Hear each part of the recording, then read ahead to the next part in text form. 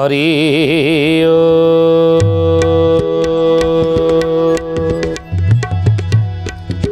ओम भूर्भुवः स्वः तत्सवितुर्वरेण्यं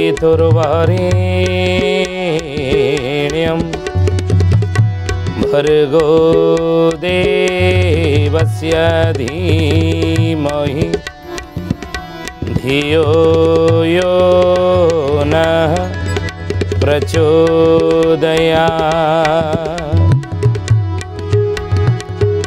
नमस्ते अच्युतानन्दं नमस्ते जगन्नाथाय नमो जसवन्तानन्दं बलराम नमो नमः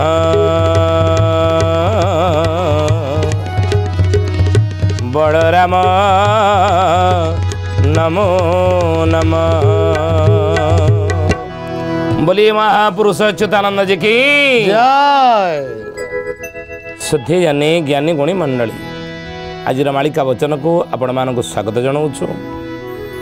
आज मालिका वचन रे आम आलोचना करिया जाऊँचे महापुरुष अच्युतानंदर मालिकार नाम है शिवकल्प नवखंड निर्घंटर विषय वस्तु कौन ना ग्रामे ग्राम दिय पूजा रहिबे वृंदावती फिंगी देवे ये विषय में आलोचना करिया जाऊँचे। ये घटना घटी सारी गत अध्याय में आलोचना करूँ कि महापुरुष लिखिते जहाँ मूर्तिका पाषाण धातु निर्माण प्रतिमा को देखी थोके थोके कहले समस्ते नुह समस्त कह जाए मूर्तिका माटी रे हो पत्थर रे हो कौन धातु रे हो बा फोटो रे हो दिय देवता को आम तैयारी करके पूजा करुचे थोके आपको देखी कहे जे न करती पूजा बोलती मनुजा गढ़ी कौतुके कौतुक गढ़ ये विषय में गत अध्याय आलोचना करुले। आज कौन घटना घटुनी घटुची घटना बहुल भाव में अनेक लोक कहते ये ठाकुर को तो मनीष तैयारी करिछि ये कृष्ण को राम को दुर्गा को काली तो मनीष तैयारी करिछि कौन केबे कथा कहबो नहीं दीदी भगवान अच्छा कि देखे दे पार सहित आमर कथा कह पार ये भली जुक्ति करेंगे बोली महापुरुष कहते आज कहते आज सूर्य पराग समस्त कथाटा प्रयोज्य नुहे। आज समाज में आप देखु जे चंद्र ग्रहण सूर्य परागरे पुणी यही समय आजिका दिन में आज समाज में पुणी चिकेन बिरियानी करके लोक मैंने खाऊले ना से केतक लोक खाऊले से कौन भगवान को मानुंट ना से कौन ईश्वर को मानुंट ना से कौन प्रभु को मानुंट भगवान अच्छा बोली से कौन एक कथा को स्वीकार कर ना से कहते विज्ञान हूँ सबकि चंद्र पृष्ठ रे विज्ञान पहुँची आज घर तैयारी कर रहीबार स्वप्न देखा विज्ञान सबकि जोगेची आमको या कहीं आम मानबू नहीं पूजा पाठ कहीं करूँ ए जेते देवता न कहती कथा न करती किछि ग्रास जे पूजे से भुंजे जन मन रंजे प्रतिमा करी सुवेशा प्रतिमा करी सुवेश हे सुजने प्रतिमा करी सुवेश प्रतिमा करी सुवेश हे सुजने प्रतिमा करी सुवेश। ये जेते देवता न कहती कथा न करती किछि ग्रास भगवान कौन कथा कहउछनी मंदिर जाऊथवा राम मंदिर हो कृष्ण मंदिर हो दुर्गा मंदिर हो काली मंदिर हो संतोष शिवा मंदिर हो लक्ष्मी मंदिर हो जगन्नाथ देवता कथबार्ता आम सहित सामने करुछन ना ना जदि करूना ग्रास किसी करूना भगवान खाऊना बोली आम नहीं जाऊे खाऊता कौन नहीं जाऊता ये जुक्ति आज समाज में अनेक लोक करुँच समस्त कथा आम कहूनु अनेक हेतुवादी मैंने कथा आज कहूना कि महापुरुष जहाँ कही आज समाज में हटुची कही या कहीं पूजा करवा नहीं से महापुरुष लिखिले देवतीर्थ मान पूजा न होइब शिवालय करी रति 5-7 विंश बसी एकठाबे नहिबे पूर्ण जे जाति नहिब पूर्ण जे जाति हे सुजने লোহিব পুণ যে জাতি লোহিব পুণ যে জাতি হে সুজনে লোহিব পুণ যে জাতি। ज्ञानी गुणी मंडली अति सरल भाषा आपन को आम बुझाऊँ जमी बोधगम्य हम सरल भाषा बुझा चेष्टा करुचु। देखो आज की जदि आम 60-70 वर्ष तौक जा से पुओ झील देखा साक्षात बेले कौटी होते पुओ झील देखा साक्षात भारी समाज आकट थिला नहीं। गोटे झील जदि बाहर को पाद काटुला तम ए कुआड़े बाहरलु कुआड़े जाऊँ कुआड़े से पड़िशा घर जाऊँ मो सांग साबी सहित टे पाठ पढ़ा विषय ना भाई सांगे नहीं जा सान भाई सांगे नहीं जा एकुटिया कुआड़े जाऊँ पड़िशा घर को गले भी सांगे सान भाई की ता माँ ता झील सहित पठाऊला नहीं। आ से पुओ झील देखा साक्षात कौटला मेला महोत्सव यात्रा पूजा नहीं। आत्रा को जाइथि मत घर मोटे छाड़ू ना बो भारी आकड़ कर बापा भारी रागे मुझे जी आम गाँव जो यात्रा पड़ो आ 15 दिन पर से तुम मोर देखा साक्षात हम ये गोटे आलोचना आम करुचे ये देखो मालिका शिवकल्प नवखंड निर्घंट अच्युतानंद जहाँ लिखा केते सत्य यही सत्यासत्यर प्रमाण देवाक जाए ये विषय गुड़िक आम आलोचना करुचे नहीं। सामाजिक ये सब व्यवस्था थिला समाज रे नहीं देखा से अमकी यात्रा से देखा साक्षात हवा नहीं देखा साक्षात होता कथबार्ता पुओ झील होते पूजा हो मेला हो यात्रा हो महोत्सव हो 50-60 वर्ष तलर कथा आम कहे हो मतलब कि यहीकिना देखा साक्षात कौटी ना पार्क थिला पार्क हो कौन सी अलग जगह हो देखा साक्षात आम होते कि यहीकिना भी आप समाज देखिए कौन मंदिर जातु बुझल देख फोन हो गला इंटरनेट जुग मोबाइल जुग आ बुझल मुझे राम मंदिर थी राम मंदिर थी तुम से आसो से कथा कौन विषय आलोचना करवा बुझे शिवाल ए करी रति देउल दुआरे महापुरुष लिखिले कथा देवतीर्थ मान पूजा जे नहिब शिवाल ए करी रति नहीं। अनेक पेपर आपन पढ़िले समाचार पढ़िले देखुवे अमुक मंदिर अमुक घटना घटी जाइए नहीं होनी ये ज्ञानी गुड़ी से झील को कानी टाणी पकड़े से मंदिर अमुक कर पकड़े ये कौटी शिवाल ए करी रति आउ 5-7 विंश बसी एक ठाबे नहिबे पुणे जे जाति कौन यार अर्थ महापुरुष कर बोलिए महापुरुष अच्युतानंद जी की शुद्धि जानी ज्ञानी गुणी मंडली आज मालिका वचन में आम आलोचना करुचे विषय कौन ना महापुरुष अच्युतानंद मालिकार नाम है शिवकल्प नवखंड निर्घंट एवं से शिवकल्प नवखंड निर्घंटर कौन विषय ना ग्रामे ग्राम दिय देवता माने समय आसिले माने पूजा पाइबे आगे लोक मैंने पूजा अनेक करेंगे ना कहे मनीष तैयारी कहीं पूजा ये विषय गुड़िक आम आलोचना करुच्ची महापुरुष कहले खाली से नुहे जुक्ति करी कहे ये जेते देवता न कहती कथा न करती किसी ग्रास भगवान किसी खाती ना आ खाइला किए ना जे पूजे से भुंजे जी पूजा कर सी खाऊ जी भोग नहीं जाऊँगी सी खाऊ ना आदि भगवान खाऊ था लोक मैंने कहते जड़े आसिक मंदिर जाइए आसिक साई पड़िशार कह आ बुझलु ना आज मुझे मंदिर पूजा करने को कदली गोटे नड़िया गोटे रखी आउ धूप दीप नहीं जाइए पूजा फूल सहित पूजा करने थोईकी चांगुड़ारे मंदिर में आखि बंद करके मुंडिया मारुची देखला बेलू चांगुड़ा भर शून्य किसी ना अति आश्चर्य घटना अलौकिक ये घटना हाँ मु आगे आखे सामने घटीगला तते मिछ मते सत गोटे लंबा हाथ ठाकुर बढ़िया आसला नहीं सब जगह पड़ेगले ना सत ना कौन बा ना हाँ बा सत मो मिछ कहूँ ना आज तो चांगुड़ारू नहीं पड़ेगले ठाकुर भोग काली की चांगुड़ा समय उठे नहीं जाए तापर दिन तते जब उठे नहीं जाए तो भगवान खाऊ ना बोली आम नहीं जाऊे अनेक लोक एक कथा कहते नुहे ये किंतु हे ज्ञान मार्ग ये ज्ञान मार्ग किंतु सतरे कौन भगवान खाती अच्युतानंद महापुरुष कहले कहले ना हाँ भगवान खाती केतबेले खाती ना खाती आम कहबानी जे प्रभु खाती ना बोलिबा ए मंत नुहाई उचित जे जेउ प्रतिमा पूजे सर्वभूते नाम करिछि विश्राम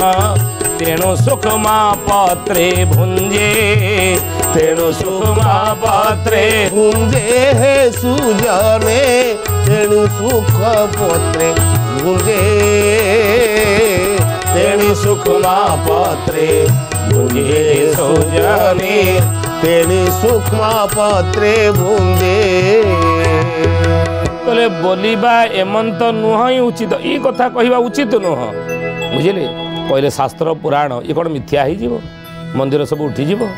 କେତେ କେତେ ଭୋଗରାଗ ମନ୍ଦିରରେ ହେଉଛି। ଜଗନ୍ନାଥ ମନ୍ଦିର ଯିବେ, ପ୍ରଭୁ 60 ପଉଟରୁ କାଣିଚାଏ ଉଣା ହେଇଗଲେ ସେଦିନ ସମସ୍ତ ମହାପ୍ରସାଦକୁ କୋଇଲି ବୈକୁଣ୍ଠରେ କ'ଣ କରାଯାଏ ନା ପାତାଳି କରିଦିଆଯାଏ। ମହାପୁରୁଷ ଲେଖିଛନ୍ତି ମାଳିକାରେ କଥା, କହିଲେ ଦିନେ ଦିନେ ଚଳୋରେ ମୁଁ ନ ହୋଇ ଦୃଶ୍ୟା, ଦିନେ ଦିନେ ଚଳୋରେ ମୁଁ ନ ହୋଇ ଦୃଶ୍ୟା। ଭୋଗ ସବୁ ପୋତା ହେବ ଶୁଣ ପଣ୍ଡୁ ଶିଷ୍ୟ, ଭୋଗ ସବୁ ପୋତା ହେବ ଶୁଣ ପଣ୍ଡୁ ଶିଷ୍ୟ। ଭବିଷ୍ୟତବାଣୀ କରିଛନ୍ତି ଅଚ୍ୟୁତାନନ୍ଦ ମହାପୁରୁଷ। କହିଲେ ବେଳେ ବେଳେ ଚଳୁରେ ମୁଁ ନ ହୋଇବି ଦୃଶ୍ୟ। ସେ ଜ୍ଞାନୀ ଗୁଣୀ ମଣ୍ଡଳୀ 60 ପଉଟିକୁ ଆପଣମାନେ ଜାଣିଥିବେ ଏ କଥା। ସୁନା ଥାଳିରେ ବାଢ଼ି ଦେଇ ମହାପ୍ରସାଦ ଶୋଧେଇଜାନି ଯେତେବେଳେ ବଡ଼ ପଣ୍ଡା ଚଳୁ କରନ୍ତି ନା, ଯଦି କହନ୍ତି କଥା ରହିଛି ପ୍ରଥା ରହିଛି, ଯଦି ମହାପ୍ରଭୁ ଯଦି ଚଳୁରେ ଦର୍ଶନ ନଦେଲେ ତାହେଲେ ସମସ୍ତ ମହାପ୍ରସାଦକୁ କୋଇଲି ବୈକୁଣ୍ଠରେ କୁଆଡ଼େ ପାତାଳି କରିଦିଆଯାଏ। ଏ କଥା ଜନଶ୍ରୁତିରୁ ପ୍ରମାଣ ମିଳେ, ଲୋକ ମୁଖରେ ଆଜି ବି ପ୍ରଚାରିତ ନୁହେଁ। କିନ୍ତୁ ଜ୍ଞାନୀ ଗୁଣୀ ମଣ୍ଡଳୀ ତାହେଲେ ଭଗବାନ ଖାଉନାହାନ୍ତି ବୋଲିକି ଆମେ କେମିତି କହିବା? ଖାଉନାହାନ୍ତି ବୋଲି କେମିତି କହିବା? ମହାପୁରୁଷ ଲେଖିଲେ କଥା। ଜ୍ଞାନୀ ଗୁଣୀ ମଣ୍ଡଳୀ ଶାସ୍ତ୍ର ପ୍ରମାଣ ଦିଅନ୍ତି ଯେ ଭଗବାନ ମଧ୍ୟ ଖାଆନ୍ତି। ଆଉ ନ ଖାଇଥିଲେ ଏଇ କଳି ଯୁଗର କଥା। ଦାସିଆ ବାଉରୀର ନଡ଼ିଆ ପ୍ରଭୁ ଗ୍ରହଣ କରିନଥିଲେ? ଦାସିଆ ବାଉରୀର ନଡ଼ିଆ ଦେଇଥିଲା କାହାକୁ ନା ପଣ୍ଡିତକୁ। କହିଲେ ପଣ୍ଡିତେ ମୋର ନଡ଼ିଆଟେ ନେଇଯିବେ, ଆପଣ ଶ୍ରୀକ୍ଷେତ୍ର ଧାମ ପୁରୀ ଯାଉଛନ୍ତି ଏ ରଥଯାତ୍ରାରେ ପ୍ରଭୁଙ୍କର ନିକଟରେ ଭକ୍ତି ନୈବେଦ୍ୟ ଅର୍ପଣ କରିବା ପାଇଁ, ମହାପ୍ରଭୁଙ୍କୁ ଦର୍ଶନ କରିବା ପାଇଁ, ଶ୍ରୀଗୁଣ୍ଡିଚା ରଥଯାତ୍ରା ଦେଖିବା ପାଇଁ, ପ୍ରଭୁଙ୍କର ଏ ଭୁବନ ମୋହନ ବିଶ୍ୱ ପ୍ରସିଦ୍ଧ ଘୋଷ ଯାତ୍ରାକୁ ଦେଖିବା ପାଇଁ। କିନ୍ତୁ ପଣ୍ଡିତେ ମୁଁ ଯାଇପାରିବି ନାହିଁ, ମୋର ବହୁତ କାର୍ଯ୍ୟ ଅଛି, ମୁଁ ଯାଇପାରିବି ନାହିଁ। ଆଉ କିନ୍ତୁ ଏ ନଡ଼ିଆଟି ମୋର ବାଡ଼ିରେ ନଡ଼ିଆ ଗଛରେ ନଡ଼ିଆଟି ଫଳିଛି, ପ୍ରଥମ ନଡ଼ିଆ ମୁଁ ଆପଣଙ୍କୁ ଦେଉଛି, ଆପଣ ମୋର ମହାପ୍ରଭୁଙ୍କୁ ଅର୍ପଣ କରିବେ। ଏ ନଡ଼ିଆଟି କହିବେ ସେ ବାଲି ଗାଁର ଦାସିଆ ଦେଇଛି, ଏ ନଡ଼ିଆଟି ହେ ମହାପ୍ରଭୁ ଆପଣ ତାର ନଡ଼ିଆକୁ ଗ୍ରହଣ କରନ୍ତୁ। କିନ୍ତୁ ପଣ୍ଡିତେ ଗୋଟିଏ କଥା, ଆପଣ ନଡ଼ିଆ ଦେବେ ଯଦି ସ୍ୱୟଂ ଜଗତର ନାଥ ଜଗନ୍ନାଥ ମହାପ୍ରଭୁ କୋଟି କୈବଲ୍ୟନାଥ କାଳିଆ ଶାନ୍ତ ମଣିମା ଯଦି ହାତ ବଢ଼େଇକି ମୋ ନଡ଼ିଆଟା ନେଲେ ତାହେଲେ ଆପଣ ତାଙ୍କୁ ଅର୍ପଣ କରିବେ। ଯଦି ହାତ ବଢ଼େଇ ନ ନେଲେ ତାହେଲେ ଏ ନଡ଼ିଆଟା ଆଣିକି ମୋତେ ଫେରେଇ ଦେବେ। ପଣ୍ଡିତ ଭାବିଲେ ପାଗଳାଟା ନା କ'ଣ, ଏଇଟା ପାଗଳାଟା, କେଉଁଠି ଠାକୁର କାହାର ହାତ ବଢ଼େଇକି ନଡ଼ିଆ ନେଲେଣି ନା ଆର ନେବେ? ପଣ୍ଡିତ କହିଲେ ଆ ସହିତ ଯୁକ୍ତି କାହିଁକି ମୁଁ କରିବି? ନାଇଁ, ଆ ସହିତ ଯୁକ୍ତି କଲେ ମୋର ସମୟ ବର୍ବାଦ ହେବ, ଯାଉଛି ଶୀଘ୍ର ମୁଁ ପହଞ୍ଚିବି। ନଡ଼ିଆଟା ରଖିଲେ ଏବଂ ଚାଲିଲେ ଶ୍ରୀକ୍ଷେତ୍ର ଧାମ। ଯେତେବେଳେ ବଡ଼ଦାଣ୍ଡରେ ଅଛନ୍ତି ପହଞ୍ଚିଛନ୍ତି, 3 ରଥରେ ଚତୁର୍ଦ୍ଧା ମୂର୍ତ୍ତି ଯେତେବେଳେ ଚକା ବୈଠିରେ ବିରାଜମାନ ହେଇଛନ୍ତି, ସଥି ଜାନି ଆପଣଙ୍କୁ ମିଛ ଆମକୁ ସତ। କାହିଁକି ନା ଈଶ୍ୱରଙ୍କ ଉପରେ ଆମର ବିଶ୍ୱାସ ରହିଛି, ଭଗବାନ ଅଛନ୍ତି ବୋଲି ବିଶ୍ୱାସ ରହିଛି। ଯେଉଁମାନଙ୍କ ବିଶ୍ୱାସ ନାହିଁ ତାଙ୍କୁ ଏ କଥା ମିଛ ଲାଗିବନି କି? ତେଣୁ ଅନେକଙ୍କୁ ଯିଏମାନେ ବିଶ୍ୱାସ କରନ୍ତି ନାହିଁ ଭଗବାନ ଅଛନ୍ତି ବୋଲି, ଈଶ୍ୱର ଅଛନ୍ତି ବୋଲି, ପ୍ରଭୁ ଅଛନ୍ତି ବୋଲି, ତାଙ୍କୁ ମିଛ ଲାଗିବ। ଯେଉଁମାନେ ବିଶ୍ୱାସ କରନ୍ତି ତାଙ୍କୁ ସତ। ପଣ୍ଡିତଙ୍କର ମନେ ପଡ଼ିଗଲା, ରେ ହେଇ ଦାସିଆ ଦେଇଥିଲା ନଡ଼ିଆଟା, ଆଉ କହିଥିଲା ମହାପ୍ରଭୁଙ୍କୁ ଦେବ, ଅର୍ପଣ କରିବି। ଆଉ ନଡ଼ିଆଟା ହାତରେ ଧରିଲେ ହେ ଜ୍ଞାନୀ ଗୁଣୀ ମଣ୍ଡଳୀ, ଜଗନ୍ନାଥ ମହାପ୍ରଭୁ ହାତ ବଢ଼େଇ ନେବେ, ଦେଖିବା କ'ଣ ହେଉଛି ଘଟଣା, କେତେ ତାର ଭକ୍ତି ଭାବ ଟିକେ ଜାଣିବା। ନଡ଼ିଆଟା ଏମିତି ଧରିଲେ, କହିଲେ ହେ ମହାପ୍ରଭୁ ସେ ବାଲି ଗାଁର ଦାସିଆ ପଠେଇছে ନଡ଼ିଆ, ଆସିପାରିଲା ନାହିଁ, କୌଣସି କର୍ମ ଜଞ୍ଜାଳ ଭିତରେ ବ୍ୟସ୍ତ ରହିଥିବ, କିନ୍ତୁ ନଡ଼ିଆଟେ ଦେଇଛି ଏବଂ ସର୍ତ୍ତ ରଖିଛି ଆପଣ ଯଦି ହାତ ବଢ଼େଇକି ନେବେ ତାହେଲେ ନଡ଼ିଆଟା ମୁଁ ଆପଣଙ୍କୁ ଦେବି, ନହେଲେ ନଡ଼ିଆକୁ ମୁଁ ଫେରେଇ ନେଇକି ତାକୁ ଦେଇଦେବି। ମହାପ୍ରଭୁ ଆପଣ ହାତ ବଢ଼େଇ ଯଦି ସାକ୍ଷାତ ନେବେ ତ ଅର୍ପଣ କରିବି। ଶୁଦ୍ଧି ଜାନି ସତରେ କ'ଣ ମହାପ୍ରଭୁ ହାତ ବଢ଼େଇ ଦାସିଆର ନଡ଼ିଆ ନେଲେ? ନେଲେ ନା ନାହିଁ? ବୋଲି ଏ ମହାପୁରୁଷ ଅଚ୍ୟୁତାନନ୍ଦ ଯେ କି ଜ୍ଞାନୀ ଗୁଣୀ ମଣ୍ଡଳୀ। ଆଜିର ମାଳିକା ବଚନରେ ଆମେ ଆଲୋଚନା କରୁଛେ କ'ଣ? ମହାପୁରୁଷ ଅଚ୍ୟୁତାନନ୍ଦଙ୍କର ମାଳିକାର ନାମ ହେଲା ଶିବକଳ୍ପ ନବଖଣ୍ଡ ନିର୍ଘଣ୍ଟ। ନବଖଣ୍ଡ ନିର୍ଘଣ୍ଟର ବିଷୟ କ'ଣ ନା, କଳିଯୁଗରେ ଅଚ୍ୟୁତାନନ୍ଦ ମହାପୁରୁଷ କହୁଛନ୍ତି ଗ୍ରାମରେ ଦିଅଁ ଦେବତାମାନେ ପୂଜା ପାଇବେ ନାହିଁ, ତାଙ୍କ ନୀତିରେ ବିଭ୍ରାଟ ହେବ। ଏ କଥା ଲେଖିଥିଲେ, ଆଜି ହେଉଛି ସେଇ ବିଷୟ ଆମେ ଆଲୋଚନା କରୁଥିଲେ। ଗ୍ରାମର ଦିଅଁ ଦେବତାଙ୍କୁ ଫିଙ୍ଗିଦେବେ, ବୃନ୍ଦାବତୀ ଫିଙ୍ଗିଦେବେ, ଏଇ କଥା ଆମେ ଆଲୋଚନା କରୁଛେ। ଦାସିଆ ବାଉରୀର ନଡ଼ିଆଟା ଧରି ଯେତେବେଳେ ପଣ୍ଡିତ ଏମିତି ବଢ଼ି ମହାପ୍ରଭୁଙ୍କୁ ସ୍ମରଣ କରିଛନ୍ତି, ହଠାତ୍ ନନ୍ଦୀ ଘୋଷ ରଥରୁ ଗୋଟେ ବିରାଟ ହାତଟା ବାହାରକୁ ବାହାରି ଆସିଲା। बढ़ी आसला एवं पंडित हाथों नड़ियाटा नहीं पुणी शून्य हो गला। पंडित आखि छल छल हो गला कि अपूर्व दृश्य प्रभु वर्ष वर्ष धरी अनेक वर्ष ये आपणकर घोष यात्रा दर्शन करने मुझे आसी आपणकर ये भुवन मोहन रूप को रथे तु वामन दृष्टा पुनर्जन्म न लभ्यते रथरे आपणकर वामन रूप को दर्शन करने प्रभु मुझे आसी अनेक वर्ष वर्ष वर्ष धरी किंतु ये भली अलौकिकता ए दृश्य मुझे देखी नी। हे मणिमा आपण से दासियार अछबटे ता नड़िया आपण हाथ बढ़ी नहीं नेले प्रभु। हे करुणामय कृपामय प्रभु आ मते आपण धन्य आज करदेले आपणकर करस्पर्श मु पाइली मो जीवन मध्य धन्य हो गला से दासिया पाई कि महाप्रभु से कौन विश्वास करिवो आपण मो हाथ साक्षात नड़ियाटा नेले ये कथा मुझे आगे कहले से कौन मो कथा को विश्वास करिवो मो कथारे कौन विश्वास रखिवो प्रभु आ कह ना तुम बोधे क्या देच कौटी बाड़ी बांटी देच कि खाई देच निजे ना ना ना। हे मणिमा मु प्रमाण से जदि मागे मु कौन प्रमाण देवी आप मो हाथ ता नड़िया नहीं बोली जदि आप नहीं मो प्रमाण स्वरूप आप अधे नड़िया रखु आउ अधक मत फेरई दिंतु आउ जो नड़ियाटा नेबी कस्तूरी चंदनर बासना तुलसीर महम बासना जमी से नड़िया फाड़ आसुव एति महाप्रभु को स्मरण करी पंडित कहते तो शून्य गोटे नड़ियाटा पड़गला हाथ में आंजुला करते कहले हे मणिमा ए नड़िया फाड़े आप पठेले प्रसाद भाव दासिया ग्रहण कर कृत्य कृत्य हो आहा तोर भक्ति आहा तोर जीवन तोर धन्य हो गला रे दासिया जानिली तो भक्ति भावर पराकाष्ठा केते महाप्रभु प्रति दूर थाई तू प्रभु अति निकट हृदय बास करिचु आज मु प्रत्यक्ष अनुभव करिछि। तो मणिमा आपण जो फाड़ा नड़िया खाई चले से खोलटा कौन करेंगे सी तो नड़िया फाड़े नहीं जीव ना दासिया ये फाड़ नड़िया नहीं जीव मु कौन पाइबी प्रभु हाँ मु कौन पाइबी जो नड़ियाटा आप खाई सारे से खोलटा रखी कौन करेंगे मणिमा से नड़िया छड़ईटा आपण मत अर्पण कर दो प्रभु प्रसाद भाव में शून्यरू से नड़ियार खोलटा जोटा सेटा ऊपर शून्य गड़ी पड़ा पंडित ताको रखी नेले दासिया बाउरी निकट जाकि पहुँची गले अर्पण करदे नड़िया महाप्रभु मणिमा स्वयं जगन्नाथ तोर नड़िया ग्रहण करते किए कहला भगवान खाते ना बंधु महांती कि भार देदेले बंधु महांती की नुहे हे ज्ञानी गुणी मंडल से अभिराम ठाकुर लिखिले सुंदर भाव में संसारे जे बंधु देवा नेवा बंधु